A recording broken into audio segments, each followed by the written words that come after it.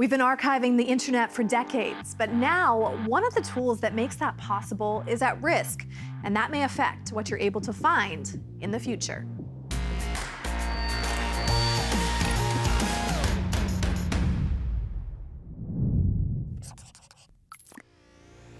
The internet is one of the greatest inventions of our time.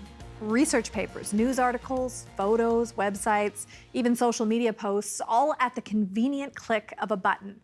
But what happens when information is suddenly taken down or just starts to disappear? Oops. We've all seen this page. The sad-faced emoji says it all.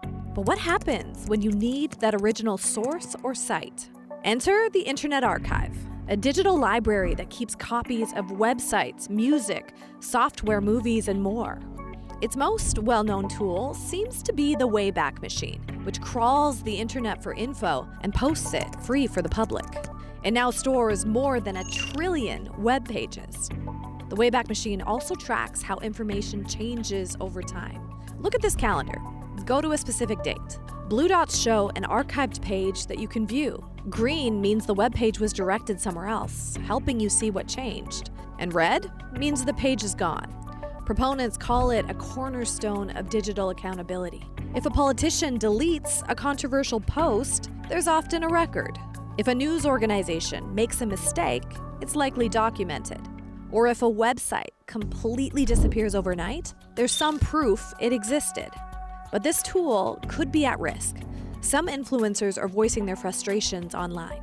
And this is basically the Library of Alexandria on the internet. Losing this means losing internet history. 241 sites, including USA Today and the New York Times, have blocked web crawlers from the Wayback Machine, with some fearful that AI companies will scrape their content and then train models to compete against them. Could erasing a portion of the internet's memory be akin to burning books, accelerating the decay of an already polluted information environment? That's what we're focused on tonight. Is this tool worth saving? A tech journalist from Wired weighs in. Plus, we explore an interesting Canadian connection to the archive. But first, let's start with what's at stake if we lose access to the Wayback Machine. Evan Light is an associate professor at the University of Toronto in the Faculty of Information. Evan, great to have you on the show. Thanks for having me. So how did the Internet Archive begin, and really what problem was it trying to solve? The Internet Archive has been around for roughly 30 years, so since the beginning of the World Wide Web, which became a thing in 1995. And it really aims to create a foundational archive of the entire internet. So it crawls, what's called crawling. It has an application software that basically systematically trawls through the entire internet on a regular basis, looking for websites that have been updated, that are different from the last time they've been seen, and creating a definitive archive of what's on the web. So why do we need, Evan, a digital archive in 2026 when it feels like everything online is just going to be online? A couple reasons. Everything that's online is online because the power's turned on. If the power gets turned off, then things might vanish. Most of what's online is also quite ephemeral. Social media doesn't systematically archive itself. We don't have necessarily archives that are built for researchers or everyday people or journalists to explore of social media, but also of news outlets of other places online. Some large news organizations like the New York Times might have significant archives online, but most really don't. So what's at risk then if we can't keep it up to date? Because now we're seeing news organizations jump in and say, you can't use my content. Essentially, it would create, in a way, a privatization of history. If you can only access what the news was through a news organization, then you're sort of tied to that source. If you have the Internet Archive fed by the Wayback Machine, then you're able to access huge swaths of history that you couldn't otherwise. I mean, you talked about the privatization of history. What would that look like? I think we're starting to see snippets of it. For instance, through Twitter, now X, or through the use of chatbots that feed people very uniform answers to what things are, instead of giving people resources to learn a variety of facts to sort of come to some ground truth around things. Are there examples, from X that really come to your mind? I mean, if you look at the January 6th riot in Washington, D.C. Yeah, the Capitol riots. It opens us up to the possibilities of rewriting history that has been definitively depicted. And so this is actively happening in the United States, where the President of the United States is saying, well, no, this was not something terrible. This is actually a legitimate act of the people to preserve democracy. Yeah, when we eliminate the documentation of reality, that we open up, yeah, a privatization, a potential privatization of history, a way of locking down the ability to see things in different ways. And it sounds like people can then take advantage of that. Definitely. When you create a vacuum of information and then you plop down a definitive way of understanding things, then people say, oh, I guess this is reality. I also wonder, we often hear, if we don't know about our history, it's bound to repeat itself on the negative side. Are you worried about that at all? Oh, definitely. Definitely. I think that, especially given, I think on the internet, there's so many different places for people to express themselves and to create news and that exists in different ways that's not entirely corporate.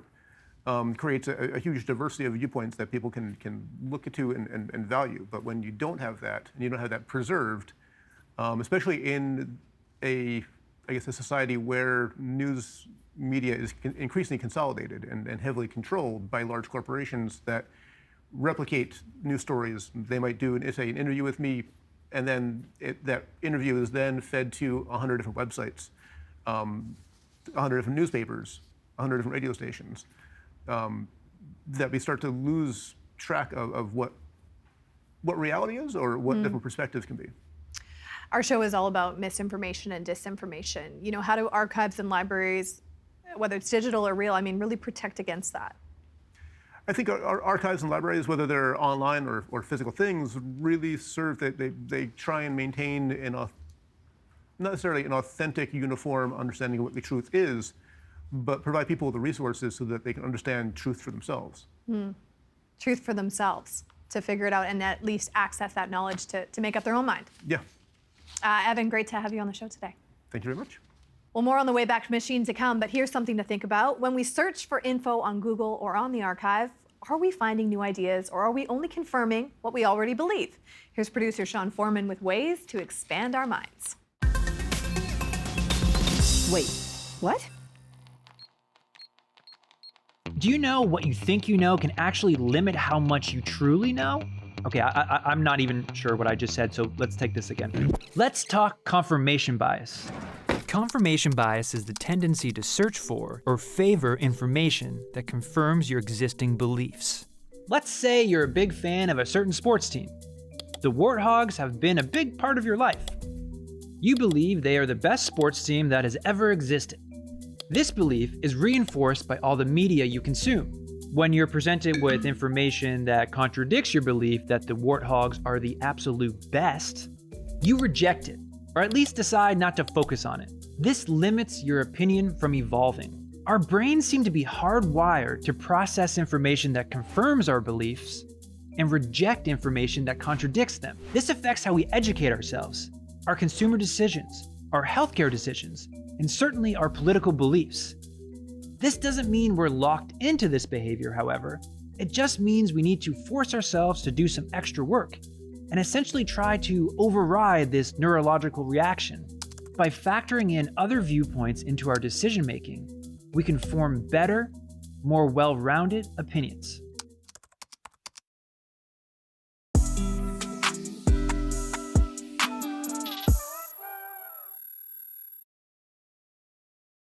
Well, back to our topic du jour, the Internet Archive, which houses the Wayback Machine, a digital library trying to preserve everything online. Let's bring in Kate Knibbs, a senior writer for the tech magazine Wired. Kate, great to have you on the program. Thanks so much for having me. Kate, how have journalists used the Internet Archive, specifically the Wayback Machine, to really set the record straight?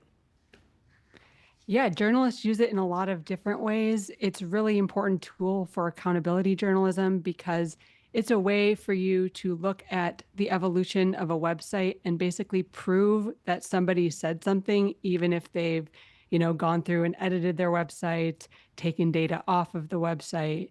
I'm saying website a lot, but this is an archive of websites, so it's appropriate. But yeah, there have been a lot of great investigations that have really relied on the Wayback Machine for evidence, that people said what they were trying to hide that they said. The tool has also been used a lot in court cases. This is a super important source of evidence for lawyers when they're presenting a case in court. They are able to point to snapshots compiled by the Wayback Machine to make their cases before judges. So it's used in a lot of different contexts. And just recently, USA Today did a really incredible investigation into data about immigration and customs enforcement in the United States that had been obfuscated by the federal government. And the way that the reporters were able to make their case and make the story happen was by going through the Wayback Machine. And I actually talked about that specific investigation in a recent story that I wrote, because it was a little ironic that USA Today did this incredible journalism, but the company actually currently blocks the Wayback Machine from archiving its own stories. So even though it's proven to be a very valuable tool for their journalists, the publisher has decided to, not participate in the archiving process. Right. And that is the irony of it all, right? So what are news outlets, Kate, trying to do here? What are they trying to stop? so right now, the Wayback Machine, one of the reasons why it is so important is because it crawls as much of the indexable internet as it possibly can, and it takes snapshots of websites, and then it archives it, and so the public can look up what these websites said on certain dates. Okay. A bunch of different publishers, at least 23, if not more, are currently blocking the Wayback Machine from crawling their content and then putting these snapshots online. They're doing so for a very sympathetic and very real reason. They are worried that the Wayback Machine's data is being crawled by AI companies, and that the Wayback Machine is basically a backdoor for AI companies to scrape all of their content and then feed it to their AI tools and do so without their permission, without paying them. So this is really, in the publisher's view, an effort to protect their intellectual property. And, publishers have every single reason to be concerned about their intellectual property. It's just, this is a really unfortunate situation where a valuable tool is collateral damage in this larger fight between online publishers and AI companies. Right. So I hear that you see their reasoning, even though it's a complicated situation. Kate, a lot of journalists are against this move by their own news outlets. How detrimental would it be if more news outlets follow suit and don't let, the web crawler do its work? It will be a huge, huge loss, not only just to journalists, but to everyday people who are impacted by what journalism digs up. Because without this tool, we are losing vast chunks of digital history. Most news reporting takes place on the internet right now.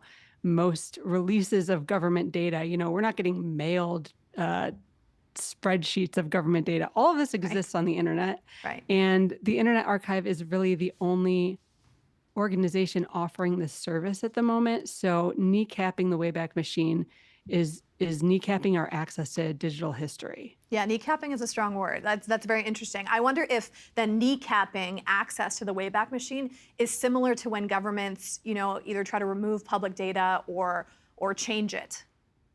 Yeah, right now, the best opportunity we have to save data that governments or, other powerful entities want to hide is to do something like look through the Wayback Machine and see what they originally had out there before they decided to hide something. It's just basically a machine for accountability. And, journalists really care about that because we use it on a day-to-day basis, but everyone really should care about it because it's a serious loss to the general information ecosystem. Kate, how will it change your work if this keeps happening, more limiting of the Wayback Machine? I straight up won't be able to report certain stories, and I'm not alone in that. There are a lot of opportunities we have, especially fact checkers. Fact checkers everywhere will be sobbing if this machine goes away because it's such a a good resource when you want to prove that something, said what you're saying it said. I was reporting a lot a few years ago on the rise of AI content farms. And sometimes when I would start reporting the story and would be reaching out to the owners of websites, they would try to cover their tracks quickly. And, I would be taking screenshots, but if I forgot to take a screenshot, I would know that I had the Wayback Machine to rely on so that I could point and say, see, I wasn't making this up. This is really what it said at some point. So it's just a tool, journalists who feel very stridently that their intellectual property should be protected, can have that belief, but also really appreciate what the Wayback Machine does and not want to lose it. Right. And it's out there for journalists. It's out there for the public. It's out there for all of us free of charge. So it is a big deal. Kate, great to have you on the program today. Thanks so much. We reached out to some major news organizations that are limiting or blocking the Wayback Machine. USA Today Company, which runs over 200 media outlets, says to protect its intellectual property, it began blocking all bots and crawlers since August 2025, not just the Wayback Machine. The New York Times says it blocked Internet Archive's crawlers to protect its content. The Guardian, conversely, has not blocked the crawler, but has excluded Guardian content from certain parts of its website. To understand the impact, we spoke with Internet Archive Canada, an offshoot of the American version. Because if you think about how history is done, or when you do research, it's not just about the event, it's about the context around that event. So what were the characters reading about? Who were they talking to? What did a journal article link out to? So if we're missing those pieces, it's like trying to recreate history with some pages ripped out of the book. It would start as a slow erosion, right? You think, oh, right, I want to read about this article that I remembered reading. You go back to it and it isn't there. The next time you might be reading a journal article, or you're doing, you're a student or a journalist, you're doing deeper research, and the citation links are dead. You're getting a 404, and to the point where you aren't able to put things back together. You can find that full interview on our YouTube channel. Coming soon on Big If True, online misogyny through male influencers, how false and dangerous narratives are gaining traction through the manosphere. Well, back to the Internet Archive and an interesting Canadian connection. Sarah Horowitz has written all about it. She is a freelance journalist based in Vancouver, BC. Sarah, so I understand with the archive, there's a link to Canada that many of our viewers may not know about. Tell me about that. Yeah, so the Internet Archive has a Canadian outpost. It's called Internet Archive Canada, and they've got like a team that focuses on Canada. And within that, they actually have physical servers here in BC. And so, what do those servers do? They do a couple things. They archive our own data and our own internet history. So it's really about having data sovereignty over our own internet archive. And then on top of that, they also act as backup servers for the US. So as the American government's getting sort of ever more erratic with what they're removing from their own databases, the Internet Archive Canada is helping provide essentially backups to the backups. I wonder about this moment in time where all of a sudden our public knowledge, our public information are all of a sudden taken down. So, talk to me about those servers and the role that they serve. Yeah, I mean, I think the internet, there's so much talk right now about the internet becoming a tougher and tougher place to exist and a place to find real information. There's, we talk about AI slop a lot. There's so much on the internet that is untrue. There's so much on the internet that's dangerous. And so to have an archive, a backup of, news articles, government documents, things that should be of public record and should be, in the public domain and should be accessible by the public. I think that's important too, is the Internet Archive is not just for journalists. It's a free tool that anyone can use. And I think that access to information is probably more vital than it's ever been. So the servers in Canada really help to just ensure that those documents won't ever be lost. Yes, you mentioned the public. The Internet Archive's mission is to, quote, provide universal access to all knowledge. But, Sarah, in that quest, they've faced lawsuits. They have faced, now AI problems, right, with news outlets pushing back, piracy accusations. How do you balance these different priorities? I think it's tough. I understand outlets' fears about being part of the Wayback Machine specifically, in terms of the AI crawling that can happen there. There's no straight ahead answer. I see both sides, but the purpose of the Internet Archive, I think, probably always. Yeah, explain to me a little bit how you see both sides. Let me understand that a bit. I mean, as someone whose writing is out on the internet, and at that point, once it's out, I kind of don't have control over it anymore. In terms of how AI may or may not use it, I understand the concerns around AI scraping my work and then regurgitating it, and then me getting, no further credit for it, me not giving permission to that. Sure. So the news organizations that are blocking the Wayback Machine, at least to my understanding, they're doing it not out of concern for the Wayback Machine, but because that is allowing AI tools to then scrape those articles and use them without their permission. So I understand that it's a very real concern across, I think, a lot of industries that have creative output, especially the written word, whether it's books or journalism. So I definitely understand, but I also think that the need for real, true, fact-checked information is so crucial, and the Internet Archive is a big part of that. I think a lot of people are going to go start poking around after this interview. Sarah, great to have you on the program today. Yeah, thanks so much. Well, the headlines were buzzing with misinfo this week. Good thing we have Reality Check to set the record straight.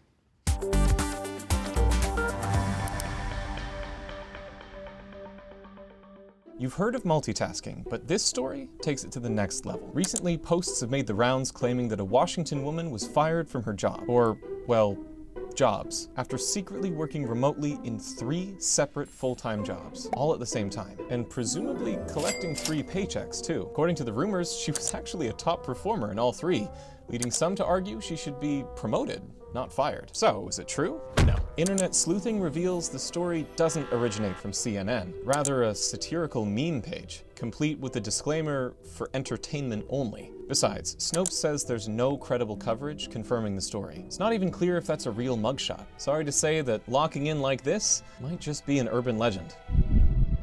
If we ever get to live on Mars, things are gonna feel a little different. Days last a bit longer, gravity's a lot weaker, and the sunsets are blue. If you believe this post on socials, that's a real photo of a Martian sunset, possibly taken by a space rover on the planet's surface. It turns out fine dust particles in Mars's atmosphere can give sunsets a bluish hue, but according to Google's AI detection software, this image in particular shows signs of manipulation. And NASA says that even if it is based on some raw image data from Mars, what you're looking at isn't the real deal. So things might look a little different on the red planet, but you can probably leave your blue light glasses at home. We've talked a lot about medical misinfo this season, but how big of a problem is it? This spring, the Canadian Medical Association and Abacus Data asked hundreds of doctors if they ever had to intervene when a patient was taking bad health advice they found online. Care to guess how many said yes? It was 97%. CMA President Dr. Margot Burnell, who was on our show earlier this year, says that doctors are facing an uphill battle, in part because of a flood of misinformation. So think twice about what you hear online, because a lot of it's just plain bad for you. That's your reality check. Now, you're in the know. Preserving history through a book, library, or even a digital archive has massive value. As we've seen, information is already disappearing even in democracies, and that can have long-term, dangerous consequences. So pay attention, these changes are unfolding faster than you think. I'm Molly Thomas, this is Big If True. We'll see you next Sunday or anytime online.